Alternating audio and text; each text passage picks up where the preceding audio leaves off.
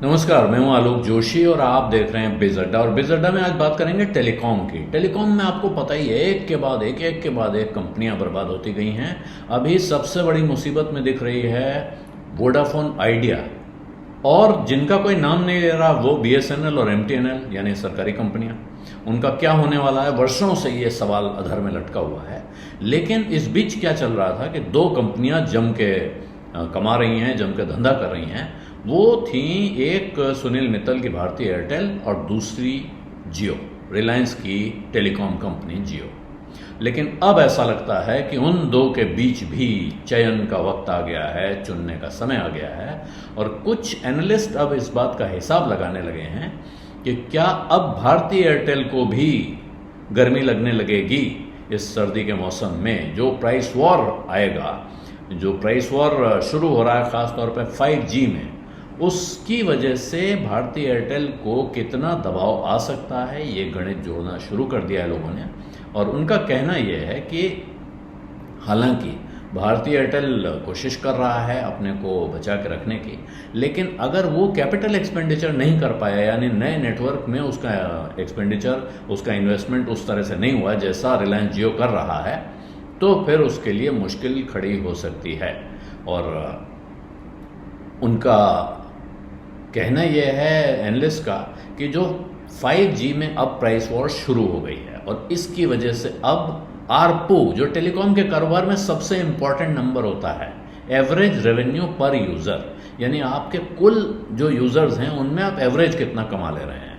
अब किसी से बहुत ज़्यादा, किसी से बहुत कम करके जो बैलेंस आता है, एवरेज आता है, वो आंकड़ा जो है जादुई आंकड़ा है टेलीकॉम का, जिससे कंपनी का मुनाफा तय होता है।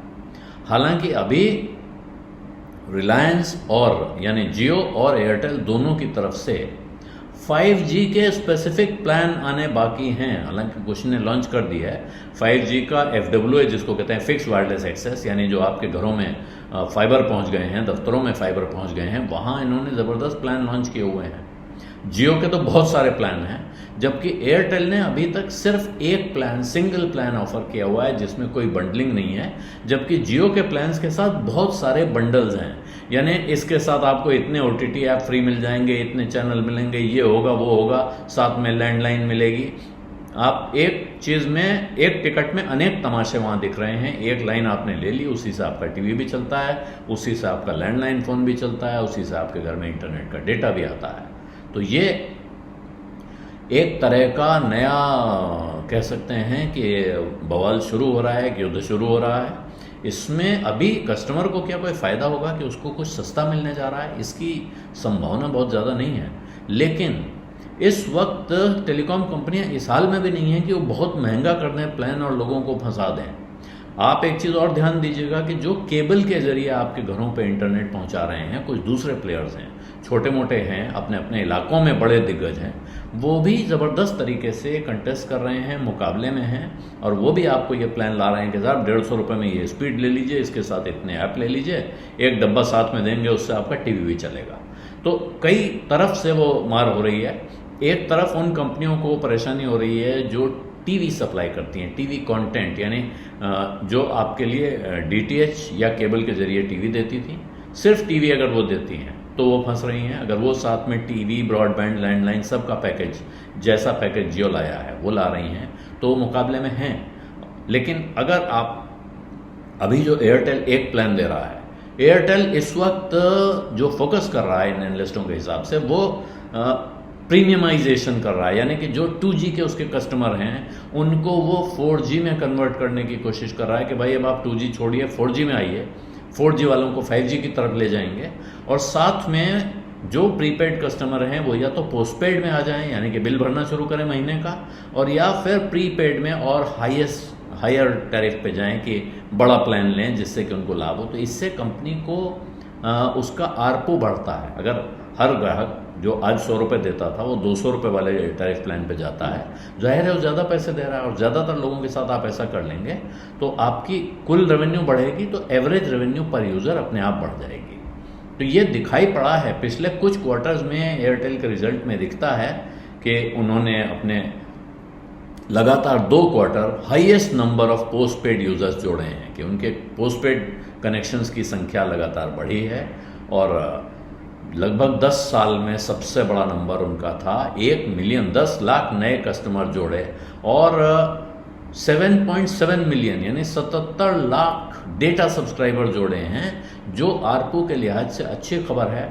और सितंबर के क्वार्टर में उनका आरपू लगभग 1.5% बढ़ा है, 203 रुपये पहुंचा है। एक कस्टमर से, एक कंज्यूमर से, एक यूज़र से उनको 203 रुपये मिल रहा है। लेकिन ये जो बाजार उम्मीद कर रहा था उससे थोड़ा सा कम है, बहुत कम भी नहीं है, बहुत निराशाजनक नहीं है, लेकिन कम है। बाजार को उम्मीद थी, जो कुछ बड़ी ब्रोकरेजेस की उम्मीद थी कि 2.8% की ग्रोथ होगी, वहाँ 1.5% की ग्रोथ है। तो ये अपने आप में चिंता है और इसीलिए अब वहाँ इनको ऐसा लगता है कि हालांकि अभी तक एयरटेल ने लगातार अपनी रेवेन्यू बढ़ाने में, अपनी जो मुकाबले में बने रहने में कामयाबी हासिल की है, हालांकि उन्होंने कोई टैरिफ नहीं बढ़ाया है और इसके बावजूद उसने अपनी आमदनी डबल डिजिट में 10% से ऊपर की रफ्तार से बढ़ाने में कामयाबी पाई है। तो इसकी तारीफ करते हैं सब, लेकिन अब उन्हें चिंता ये है कि जो 4G के प्रीपेड में जाएंगे, इससे आरपू में कितनी बढ़ोतरी होगी। और दूसरा, अगर वो मार्केट शेयर लूज़ करने लगे, क्योंकि लगातार उधर जियो दम लगा रहा है, जियो कोशिश कर रहा है, एक के बाद जियो फाइबर, एयर फाइबर, तरह तरह की चीज़ें उन्होंने लॉन्च कर दी हैं। और ऐसे में अगर कैपिटल एक्सपेंडिचर में कमज़ोर पड़ती है कंपनी, तो फिर जाहिर है कैपिटल एक्सपेंडिचर का अर्थ है आपका नेटवर्क मजबूत होता है, आपके ग्राहकों को संतुष्टि मिलती है। तो जो पिछला उनका जून के क्वार्टर का उनका कैपिटल एक्सपेंडिचर था वो था 7,829 करोड़, जबकि इस बार जो क्वार्टर में उनका रिजल्ट आया है केपेक्स की स्पेंडिंग कॉस्ट, वो है 5,685 करोड़। ये लगभग 27% की कमी है और एनालिस्ट इसको लेके चिंतित दिखाई पड़ रहे हैं। उनको लगता है कि इसकी वजह से अगर ये केपेक्स कम हुआ तो फिर मार्केट शेयर वो जियो के सामने गंवा सकते हैं और एक बार वो गंवाना अगर शुरू होता है तो फिर मुश्किल फंस सकती है। ये चिंताएं अब एयरटेल को लेकर दिख रही हैं। तो टेलीकॉम के धंधे में चिंताओं का वक्त खत्म नहीं हो रहा है। आप कहीं की फिक्र कर रहे थे, अब एक नई फिक्र शुरू हो गई है। बिज़ अड्डा में आज इतना ही, इजाज़त दीजिए, धन्यवाद, नमस्कार। बिस्तक आपके लिए लाया है प्रीमियम मेंबरशिप प्रोग्राम, जहां आपको मिलेंगे कई सारे फायदे, जिनमें मार्केट न्यूज़लेटर, लाइव चैट पर आपके सवालों के सबसे पहले जवाब, मार्केट आउटलुक, वीकेंड पर मार्केट स्कैन, एंकर्स के साथ चैट और भी बहुत कुछ। इस प्रीमियम सब्सक्रिप्शन में 3 तरह के प्लान्स हैं, सिल्वर, गोल्ड और प्लैटिनम, जिनकी शुरुआत मात्र 159 रुपए महीने से होती है। इससे जुड़ना भी बेहद आसान है। बिस्तक के YouTube चैनल पर जाएं, ज्वाइन बटन पर क्लिक करें और अपना प्लान सिलेक्ट करें। बस बन गए आप हमारे प्रीमियम मेंबर।